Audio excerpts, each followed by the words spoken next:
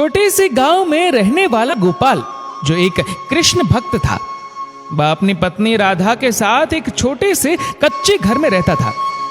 श्री कृष्ण के प्रति उसकी श्रद्धा के बारे में सभी जानते थे। दिन भर श्री कृष्ण का नाम लेते वह थकता नहीं था। कभी भी कितनी भी बड़ी मुसीबत आ जाए, लेकिन कृष्ण के प्रति उसकी आस्था और विश्वास कम नहीं होता था। वह यही कहता, सब ठीक हो जाएगा, कान्हा जी है ना, भक्तों की परीक्षा लेते हैं मेरे गिरधर गोपाल। आज गोपाल स्नान करके जैसे ही बाहर आया और अपने कृष्ण की पूजा करने बैठा कि उसने देखा आज भोग लगाने के लिए मिश्री भी नहीं थी। उसने अपनी पत्नी को आवाज लगाई, अरे राधा, घर में कुछ मिश्री है क्या? राधा चूल्हे पर चाय बना रही थी। वह बोली, अब कुछ नहीं बचा है घर में, अपने कान्हा को ही कहो कि घर में डब्बे चमत्कार से भर दे, वरना अपने भगवान से कहो कि वह भी व्रत कर ले। गोपाल को क्रोध नहीं आया। वह मुस्कुराता हुआ अपने बंसीधर को देखता रहा और बोला, चल कान्हा, आज तो तू भी व्रत ही कर ले। ऐसा कहकर उसने हाथ जोड़े और बिना शक्कर की बनी हुई चाय जो राधा ने बनाई थी, बिना पिए ही जाने लगा। राधा बोली, अरे चाय तो पी लो। गोपाल बोला, मेरा मुरली मनोहर व्रत करे तो मैं कैसे कुछ खा पी लूं? आज मित्र से कुछ उधार लेकर राशन भर लूंगा, तब मैं और मेरा माधव दोनों व्रत छोड़ देंगे। ऐसा कहकर वह खेत की तरफ चल दिया। गोपाल बहुत मेहनत कर रहा था कि इस बार फसल अच्छी हो, ताकि कम से कम 2 वक्त का गुजारा तो ठीक से हो सके। लेकिन उसकी किस्मत को न जाने ऐसा हुआ नहीं। उसकी जमीन पर उसने जो फसल लगाई अच्छी नहीं हुई। खेत में निराश हताश बैठा गोपाल यही सोचता रहा कि आगे के महीने में कैसे गुजारा हो पाएगा। उसे अपनी पत्नी की कही बातें याद आने लगी। वो अक्सर कहती, ये तुम्हारे कृष्ण नाम के ही भगवान है, तुम उनके भक्त हो तो कुछ करते क्यों नहीं? तुम दिन और रात कृष्ण की माला जपते हो, लेकिन वह तो तुम्हारी सुनते ही नहीं। लेकिन गोपाल आज भी अपने कृष्ण के प्रति आस्थावान था।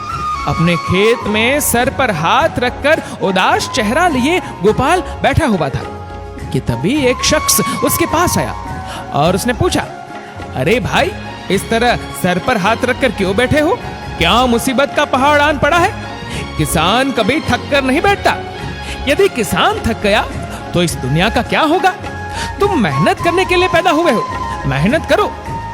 गोपाल उस शख्स के सामने देखकर बोला, मेहनत से कौन डरता है, कौन घबराता है? लेकिन देखिए ना, जब मेहनत सफल ना हो तो इंसान क्या करे?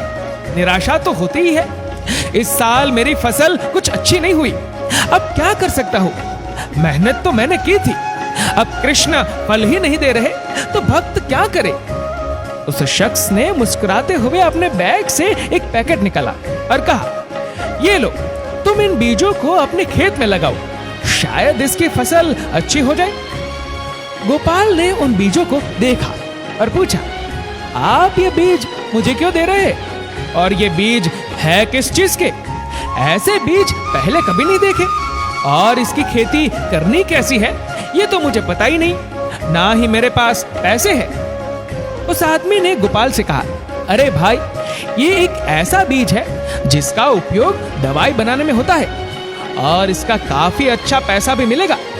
और रहा सवाल उसकी खेती कैसी करनी है, तो मैं हूं ना, कुछ दिनों के लिए गांव आया हूं। मैं एग्रीकल्चर कॉलेज में पढ़ाता हूं, यहाँ पेड़ पौधों के बारे में कुछ जानकारी लेने आया हूं। तुम्हें ऐसे उदास देखा तो सोचा तुम्हारी मदद कर दूं। गोपाल ने कहा, चलिए, आप कहते हैं तो मैं ये रख देता हूँ। यदि फसल अच्छी हुई तो मैं आपको इसके पैसे दे पाऊंगा। उन्होंने कहा, फसल अच्छी हुई तब तुम इन बीजों के पैसे मुझे चुका देना, मैं पास ही तो रहता हूँ। उस शख्स ने अगले 1 हफ्ते में गोपाल को उन बीजों की खेती कैसे करनी है सब सिखा दिया। गोपाल सब समझ गया। 3-4 महीने हो गए। धीरे धीरे कर गोपाल को लगा अब फसल तैयार हो गई है, और उसने उस शख्स के कहे अनुसार उसके दिए हुए नंबर पर फोन किया। वहां उसने अपना नाम बताया और अगले ही दिन कुछ लोग उसके खेत पर आ गए। उन्होंने बहुत खुशी खुशी गोपाल से कहा कि ये तो बहुत अच्छी फसल तैयार हो गई है, हम इसकी तुम्हें बहुत अच्छी कीमत देंगे। 1 सप्ताह के भीतर ही गोपाल को उसकी फसल की कीमत मिल गई। राधा की भी खुशी का ठिकाना नहीं था। वह बोली, सुनो, सबसे पहले उधार चुका दो, सर का बोझ उतर जाए। गोपाल बोला, राधा, सबसे पहले उस भले सर के घर जाकर उनके दिए बीज के पैसे दे आते हैं। उनके उपकार का धन्यवाद भी तो करना है। वो हर शुक्रवार को आते हैं, आज भी आए होंगे।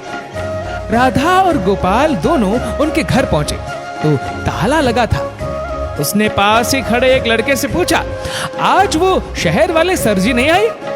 वो लड़का सर खुजाते हुए बोला, गोपाल, ये घर तो कितने समय से बंद है, कोई नहीं आया यहाँ, किसकी बात कर रहे हो? राधा और गोपाल को कुछ समझ नहीं आया। वो घर की तरफ लौटने लगे और सोचने लगे कि आखिर वो सर कौन थे। अगले दिन जन्माष्टमी थी। गांव के घर घर में उल्लास उमंग का वातावरण था। गोपाल भी आज बेहद खुश था। उसने राधा से कहा, चलो कृष्ण मंदिर जाकर दर्शन कराते हैं। दोनों ही बहुत ही श्रद्धा के साथ मंदिर पहुंचे।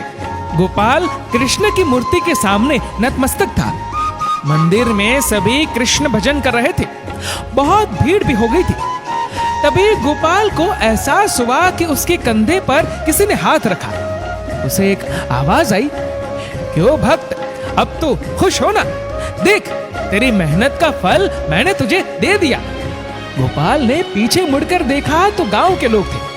उसने कृष्ण की मूर्ति को निहारा तो उसके चेहरे के भाव भी बदल गए।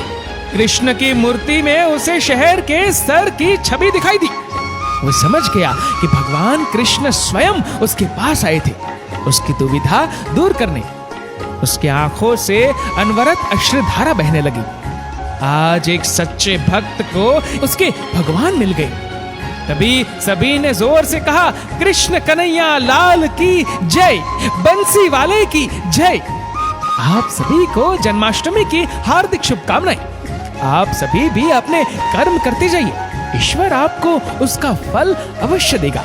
दोस्तों, ये कहानी लिखी है पायल धाबलिया ने। आपकी इस वीडियो के बारे में क्या राय है, नीचे कमेंट करके जरूर बताएगा। और अगर आपको वीडियो अच्छा लगा हो तो इस वीडियो को लाइक करेगा, शेयर करेगा ज्यादा से ज्यादा लोगों तक। और ऐसे ही और भी इंस्पिरेशनल वीडियोस के लिए सब्सक्राइब करें हमारे यूट्यूब चैनल को और फेसबुक पर फॉलो करें हमारे पेज को। धन्यवाद।